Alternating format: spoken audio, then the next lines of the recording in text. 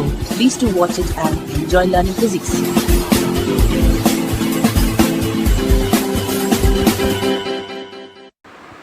So the class just gets enhanced. First one was infinitely long state conductor.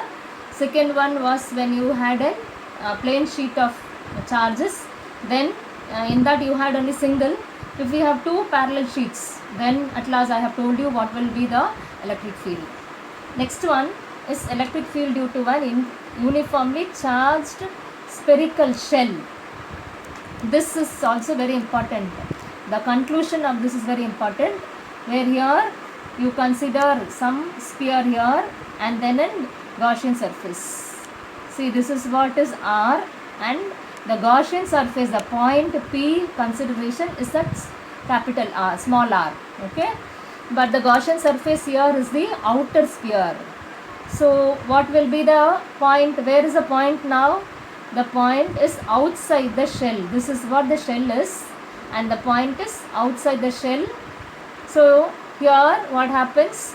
The spherical Gaussian surface of radius r, the small r is what the distance is. So what I need to apply? Need to apply Gauss's law. Gauss's law says that E dot dA is equal to Q by epsilon naught. Then dA is nothing but surface area. Surface area of a sphere is 4 pi r square. You already know this. Now what should I do? I should just need to substitute in this value. This E dot dA is by definition and this is by law. That's all. So 4 pi E into 4 pi r square is equal to Q by epsilon naught. So naturally from here E will be equal to 1 by 4 pi epsilon naught Q by r square. This one is what the electric field that you have already found out somewhere in the initial stages, where 1 by 4 pi epsilon naught into Q1 by r square, the same answer that you have got here. Then the second consideration is that here it's quite opposite, where Gaussian surface is inside, that is the point of consideration is inside. So r turns to be a smaller value than the capital R. So in that condition what will happen? I just need to find out. By definition it is E dot dA is equal to Q by epsilon naught. Then in the place of dA you need to just substitute E into 4 pi r square, which will be equal to Q by epsilon naught. But what happens to Q here? It will be equal to 0 because it is inside the shell, like that. So hence naturally what will happen? E will also be equal to 0. There is no electric field inside a spherical shell. That is what the conclusion is. So even for this there is a video attached. It will be even more an animated video, which will be even more easier to understand. Then the class gets enhanced. There is one more video also along with this about polarization or about polar and non-polar molecules. It's all animated videos which will be easier for you to understand. It is very important to understand that also. Electric field intensity due to uniformly charged spherical shell. Consider a uniformly charged spherical shell of radius r. Let Q be the charge on the shell. To find electric field intensity at any point P at a distance r from the center of the shell O, draw a Gaussian sphere with O as its center and r as its radius. The Gaussian sphere contains P on its surface as shown in the figure. Let us consider a small region of area ds around point P in which electric field is uniform. Now, electric flux through the small area element ds is d phi is equal to E ds cos theta, where theta is the angle between the directions of E and ds. The entire Gaussian sphere can be assumed to be made up of a number of small elements, each of area ds. Therefore, the total electric flux through the entire Gaussian sphere is given by phi is equal to integral d phi, or phi is equal to integral E ds cos theta. since E and ds are always along the same direction, for a uniformly charged sphere, theta is equal to 0.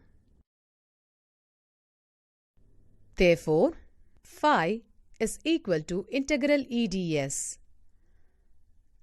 Since the charge is uniformly distributed on the sphere, E has the same value everywhere on the Gaussian surface. Phi is equal to E integral ds. But integral ds gives the total area of the Gaussian sphere. Integral ds is equal to 4 pi r square. Thus, phi is equal to E into 4 pi r square. According to Gauss's law, the total electric flux over any closed surface is equal to 1 by epsilon naught times the total charge enclosed by the surface. Phi is equal to 1 by epsilon naught into q. From equation 1 and 2, E into 4 pi r square is equal to q by epsilon naught. E is equal to 1 by 4 pi epsilon naught into q by r square. Vectorially, vector E is equal to 1 by 4 pi epsilon naught into q by r square into r cap.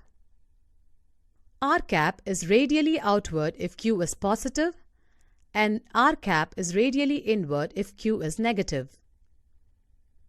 If we observe this equation, we can notice that this is the same field intensity which a point charge q placed at O would produce at point P.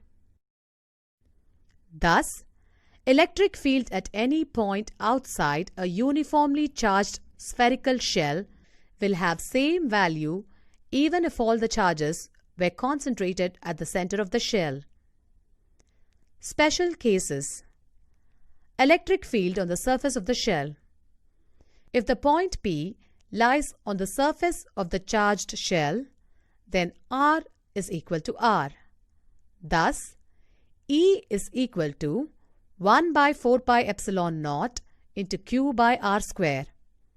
If sigma is the surface charge density of the shell, then sigma is equal to q by 4 pi r square, or q is equal to 4 pi r square sigma. Therefore, E is equal to 1 by 4 pi epsilon naught into 4 pi r square sigma by r square. E is equal to sigma by epsilon naught. Electric field inside the charged shell. If point P lies inside the shell, then the Gaussian surface does not enclose any charge. That is, Q is equal to 0. Therefore, E is equal to 0 inside the shell. The graphical variation of electric field intensity with the distance from the center of the charged shell is as shown below.